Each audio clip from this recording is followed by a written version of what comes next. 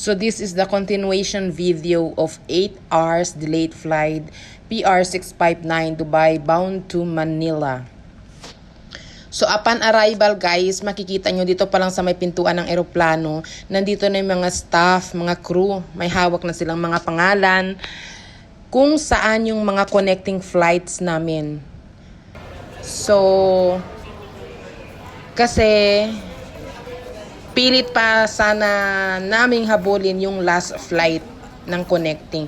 Kaso, nung nakompleto na kami, door closed na siya. So, we ended up we spent our night in hotel. So, here it is. Claiming our baggage. So ako ngayon ma'am, pauwi mo ako ngayon. Hindi po pwede akong bukas uwi. Problema lang, gawin nyo ng paraan.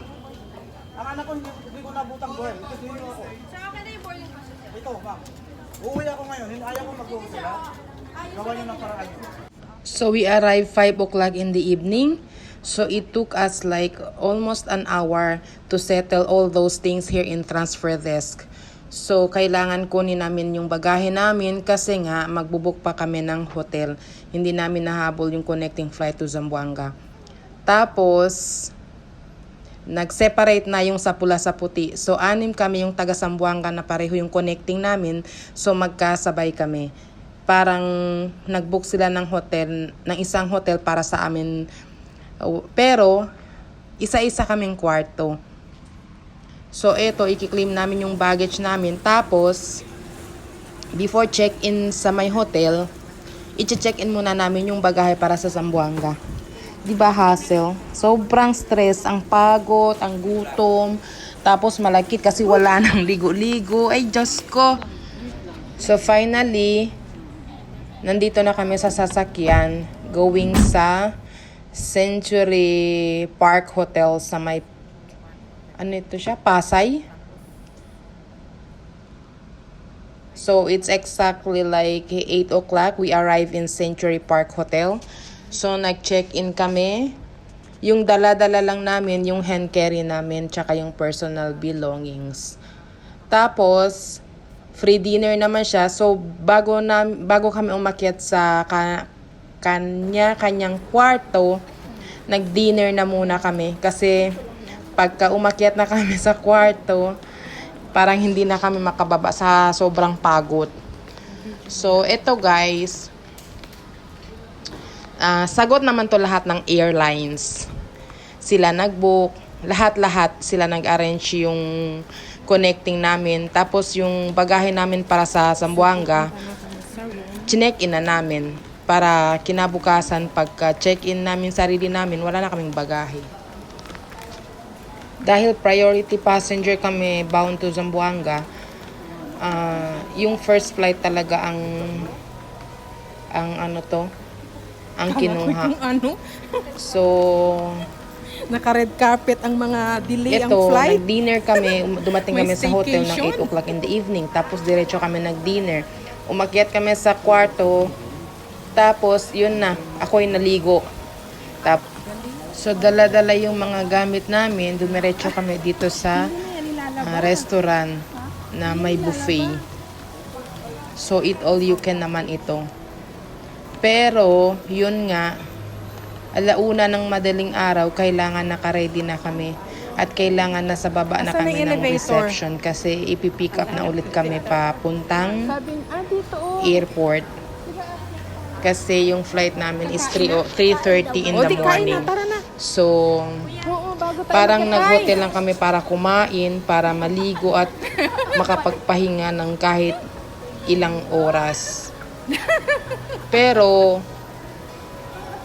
yun nga, sabi ko nga, pabor, ang nangyaring ito ay pabor naman talaga sa akin. Kasi nung nasa Abu Dhabi pa ako, yun talaga ang sabi ko sa sarili ko. Kasi 2 days before pa kasi ng graduation yung flight ko. So, iniisip ko, paano ko isurpresa yung anak ko. Gusto ko mag-hotel muna bago nila makita. Gusto ko yung pareho ng last year na umuwi ako na dumiretso na lang ako sa graduation. Kaso, my plan is better, but God's plan is more better. So, okay na rin at least. So, kainan na. Kahit pagod, kailangan kumain. Shout out pala kay Mira, tsaka yung si Ina na taga Sinunok sila. Tapos, si mami niya ay presently residing sa Basilan. Tapos, yung isang kasama din namin na si Samina na taga Recodo. Tapos, yung mag-asawa naman is from Divisoria. So, 6 kami taga Zamboanga. So, sila yung naging pamilya ko sa oras ng sa mga oras na ito. Sila yung kausap ko. Okay na din. At least, thank you Lord. Alhamdulillah.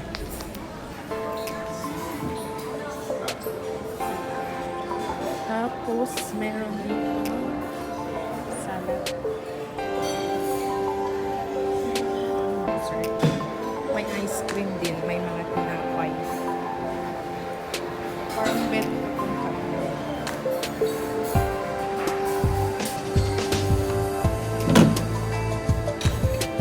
Eat all you can ice cream.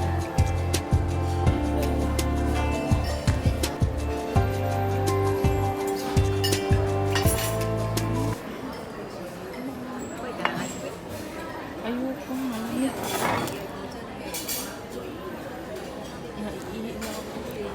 Lapit na tayo. Nasa dessert na tayo. Ang ending disyerto. So, eto, tapos na kaming mag-dinner at pupunta na kami sa aming mga kwarto. Hi, Samina! Buti na lang parehong mga kasama ko, mga Chabacano din. Kahit mga tausog sila, pero marunong din sila mag-Chabacano. So, nagkaintindihan din kahit papano. Ay.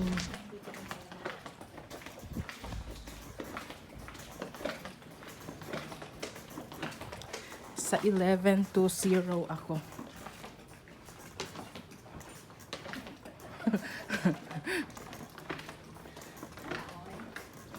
$23 dito, oh. 22. Saan ka? 23, no? Katukin mo ko dito sa 20, ha?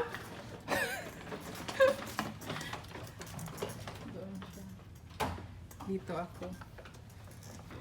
So, ito yung room ko mag-isa. Ay, thank you, Lord. My God, ano nahulog?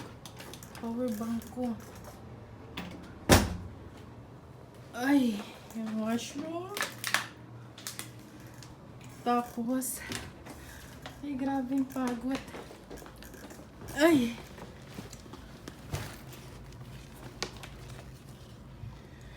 Ay, thank you, Lord. I have 2 beds. Pero ako lang mag-isa dito. Tapos, ito yung view ng balcony ko. Hello, Manila! This is Malate.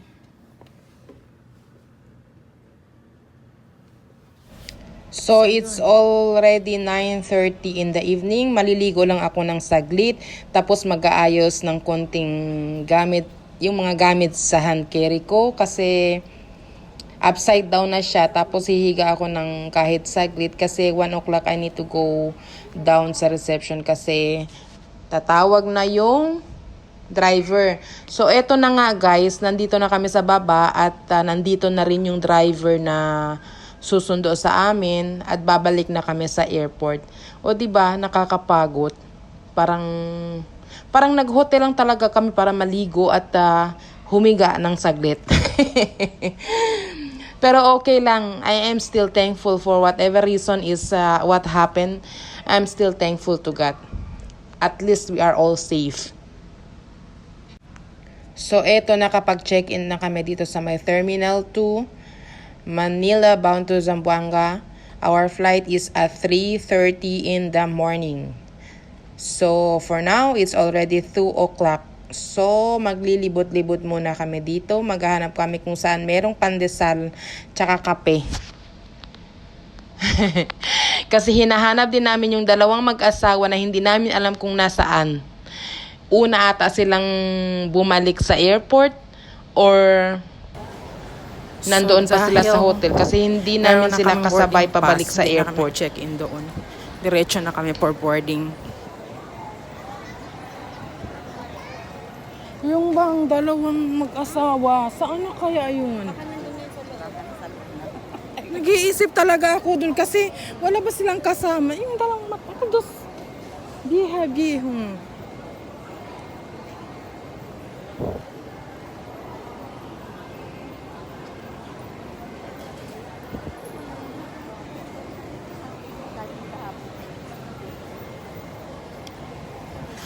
Hindi na kami nagtimbang ng aming hand carry. Hindi na namin tinimbang kasi nakatimbang na siya from arrival namin. Guys, alam nyo ba? Natakot tuloy ako pag check-in ng luggage ko, yung hand carry. Kasi sabi ng crew, buksan ko daw yung bag.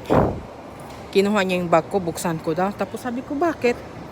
Sabi niya, may nakita daw sa bag ko. Sabi, ano makikita mo dyan? Kasi damit ko lang naman yan dyan. Tsaka, power bank. Tapos may sunscreen. Tapos, nakita niya ang sunscreen ko. Tapos sabi niya, hindi ito pwede.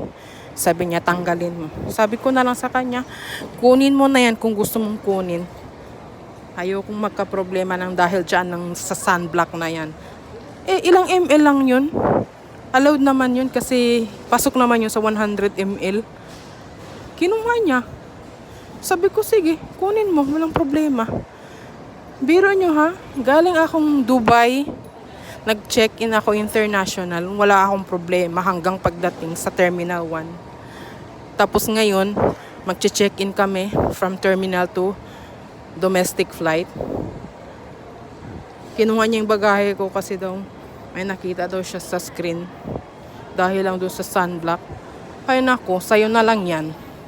Mai-stress pa ako sa'yo. So andito na kami sa boarding pero yung gate namin nakasara pa kasi 4 o'clock pa siya mag-open. So ito, Cafe France. Gahanap muna kami ng kape.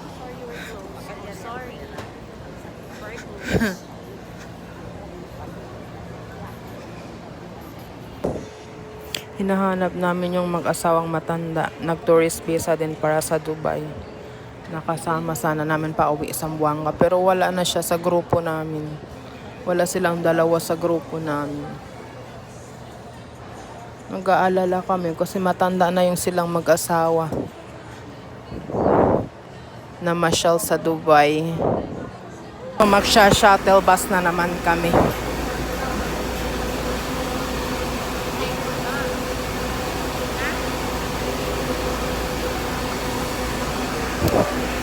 Papunta sa aircraft.